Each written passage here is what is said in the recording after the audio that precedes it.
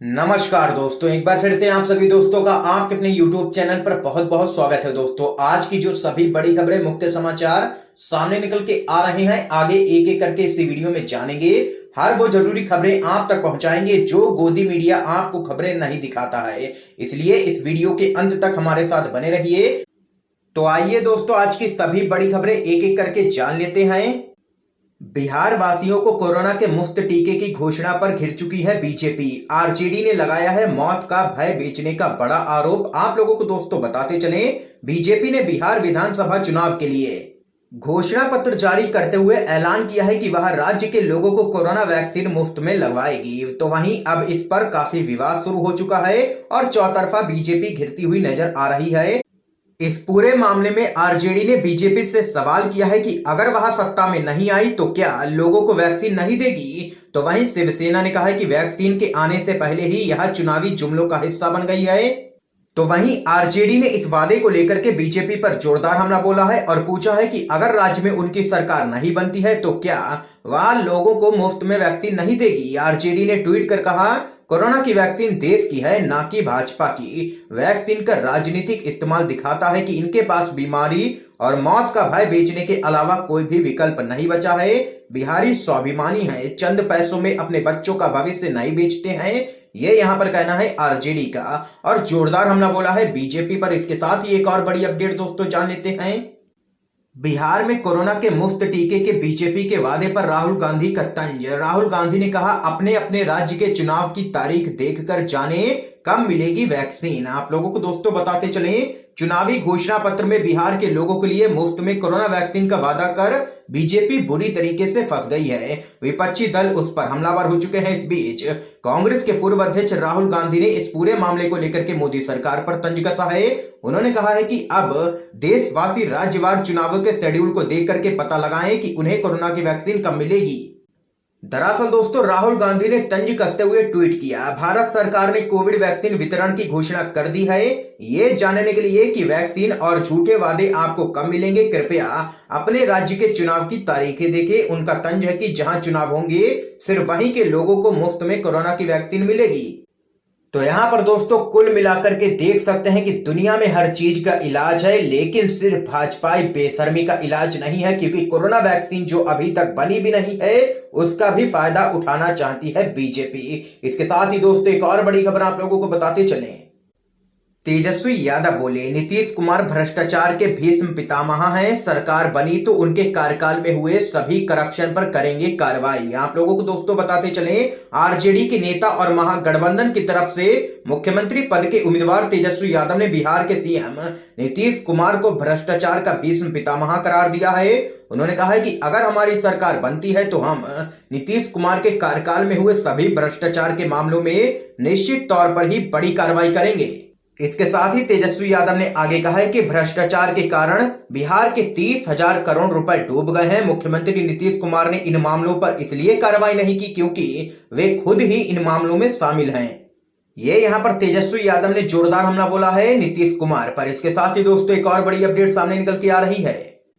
राहुल गांधी का पीएम मोदी पर जोरदार हमला, कहा आम जन पर लगातार वार, हाथ पर हाथ धरे मोदी सरकार। आप लोगों को बताते चलें, कांग्रेस के पूर्व अध्यक्ष राहुल गांधी ने एक बार फिर किसानों और महंगाई के मुद्दे पर पीएम मोदी को घेरा है। राहुल गांधी ने ट्वीट करते हुए कहा कि देश की आम जनता महंगाई से और किसान केंद्र के काले कानूनों से परेशान है, लेकिन मोदी सरकार को केवल अपने पूंजीपति मित्रों की ही चिंता है। गौरतलब है कि केंद्र की मोदी सरकार की तरफ से लाए गए 3 कृषि कानूनों को लेकर देश भर में किसान जबरदस्त तरीके से लगातार विरोध प्रदर्शन कर रहे हैं। हाल ही में राहुल गांधी भी पंजाब और हरियाणा में कृषि कानूनों के खिलाफ सड़क पर उतर चुके हैं। तो वहीं राहुल गांधी ने ट्वीट करते हुए कहा है कि आम जन पर लगातार होते वार, अब महंगाई भी हुई है हद से पार, काले कानूनों से किसान लाचार, छीना उनका सम्मान व अधिकार, हाथ पर हाथ धरे है केंद्र की मोदी सरकार, करे सिर्फ पूंजीपति मित्रों का बेड़ा पार। ये यहाँ पर देख सकते हैं जोरदार हमला बोला है राहुल गांधी ने। इसके साथ ही एक और बड़ी खबर दोस्तों जान लेते हैं।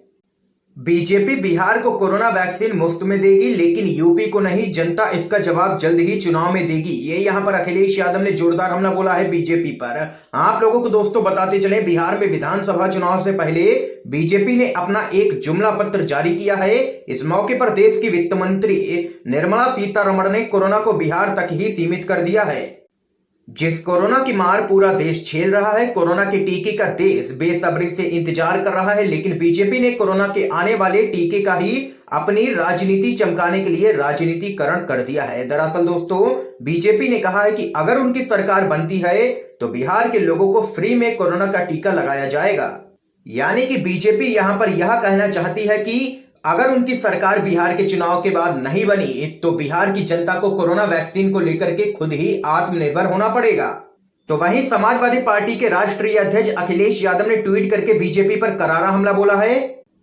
अखिलेश यादव ने कहा है कि आज देश की सत्ताधारी भाजपा बिहार के अपने घोषणा पत्र में कह रही है कि वो बिहार के लोगों के लिए कोरोना का टीका मुफ्त लगवाएगी। ऐसी घोषणा उत्तर प्रदेश व अन्य राज्यों के लिए क्यों नहीं करी गई? ऐसी अवसरवादी संकीर्ण राजनीति का जवाब उत्तर प्रदेश व देश की जनता आगामी चुनावों में भाजपा को जरूर देगी। ये यहां पर अखिलेश यादव का कहना है। इसके साथ ही दोस्तों एक और बड़ी अपडेट जान लेते हैं।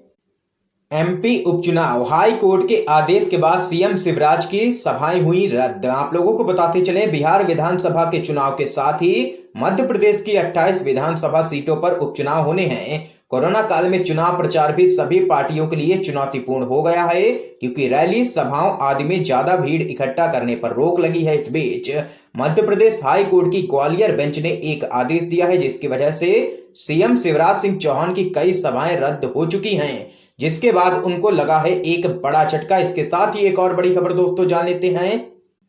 ओवैसी का दावा, चुनावी रण में नीतीश के खिलाफ मोर्चाबंदी, बीजेपी भी है विरोध में। आप लोगों को बताते चले, बिहार विधानसभा चुनाव के लिए एनडीए और महागठबंधन के अलावा ऐसे भी दल हैं जो अपना भाग्य आजमा रहे हैं, जिसमें असदुद्दीन ओवैसी की पार्टी एआईएमआईएम भी शामिल है।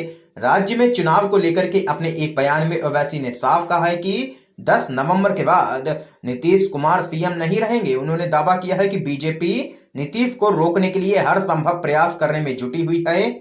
उन्होंने बीजेपी के घोषणा पत्र में मुफ्त टीका देने को हास्यास्पद करार दिया है। आप लोगों को बताते चले, ओवैसी ने कहा है कि भारत के सभी नागरिकों को जीवन के अधिकार के तहत यह वैक्सीन मिलनी चाहिए। इसमें कोई चुनावी वायदे करने की कोई भी जरूरत नहीं है। उन्होंने कहा है कि राज्य में स्वास्थ्य सेवा बुरी तरीके से बदहाल है। कोरोना काल ने नीतीश सरकार की पोल खोल के रख दी है। ओवैसी ने यूपी के सीएम योगी आदित्यनाथ के पाकिस्तान का जिक्र करने पर कहा है कि वे राज्य का विकास करने में विफल रहे हैं, इसलिए इधर उधर की बातें करके लोगों का ध्यान भटकाना चाहते हैं। ये ओवैसी ने यहाँ पर एनडीए को लिया है निशाने पर। इस बीच एक और बड़ी अपडेट दोस्तों सामने निकल के आ रही है। बिहार विधानसभा चुनाव, तेजस्वी यादव की रैलियों में भीड़ उमड़ने की वजह आई है सामने। लोग बोले नीतीश अब बिल्कुल भी भरोसेमंद व्यक्ति नहीं रहे हैं। आप लोगों को दोस्तों बताते चले, आरजेडी के मुख्यमंत्री पद के उम्मीदवार तेजस्वी यादव ने बिहार की जनता से वादा किया है कि अगर राज्य में उनकी सरकार बनती है तो वे 10 लाख नौकरियां देंगे। उनका यह वादा विधानसभा चुनावों से पहले पार्टी की चुनावी रैलियों में भीड़ खींचने में कामयाब रहा है। आरजेडी और महागठबंधन की आकर्षक पेशकश अब तक रैली में तेजस्वी को सुनने के लिए लोगों को अपनी ओर खींचने में सफल रही है। इसके साथ ही दोस्तों एक और बड़ी खबर सामने निकल के आ रही है।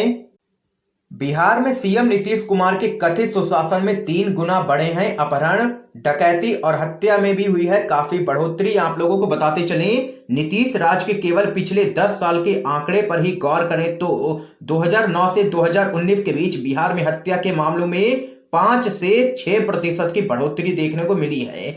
तो वहीं इस बीच डकैती के मामलों में भी 50% की वृद्धि हुई है, जबकि हत्या के प्रयास के मामले 2004 की तुलना में 2019 में 148% तक बढ़े हैं। यानी कि दोस्तों कुल मिलाकर के यहाँ पर ये आंकड़े यही बता रहे हैं कि सुशासन बाबू पूरी तरीके से कानून व्यवस्था के मुद्दे पर रहे हैं फेल। इसके साथ ही दोस्तों एक और बड़ी खबर जान लेते हैं। बिहार वासियों को मुफ्त कोरोना वैक्सीन देने की घोषणा पर बीजेपी पर विफरी हैं हरसिमरत कौर। आप लोगों को बताते चले, बिहार विधानसभा चुनाव की रणभेरी बज चुकी है। आगामी 28 अक्टूबर को पहले चरण के लिए मतदान होना है। इस बीच बीजेपी की तरफ से एक जुमला फेंका गया है और कहा गया है कि अगर उनकी सरकार बनती है तो बिहार के लोगों को वो मुफ्त में कोरोना वैक्सीन देगी। इस पर आप लोगों को बताते चले, बीजेपी की चौतरफा किरकिरी हो रही है और यहाँ पर विपक्ष हमलावर हो चुका है बीजेपी पर। गौरतलब है कि कृषि बिल पर एनडीए से अलग हुई अकाली दल की नेता ने बिहार चुनाव में बीजेपी के द्वारा की गई घोषणा को अनैतिक बताते हुए कहा है कि जान बचाने वाले टीके को बीजेपी वोटों के लिए एक उपकरण के तौर पर इस्तेमाल कर रही है। पूर्व कैबिनेट मंत्री ने बीजेपी की घोषणा का हास्यास्पद करार देते हुए कहा है कि क्या सिर्फ बिहार में ही मुफ्त वैक्सीन दी जाएगी? क्या पूरे देश के लिए समान नागरिक नहीं है? क्या पूरा देश करों का भुगतान नहीं करता है? ये यहाँ पर हरसिमरत कौर ने बीजेपी सरकार को लिया है निशाने पर। दोस्तों, आज की तमाम बेहद बड़ी खबरें थी जो हमने आप लोगों तक पहुंचाई है। वीडियो पसंद आया हो तो इस वीडियो को लाइक करके ज्यादा से ज्यादा शेयर जरूर कीजिएगा। वीडियो देखने के लिए दोस्तों आप सभी का बहुत बहुत धन्यवाद।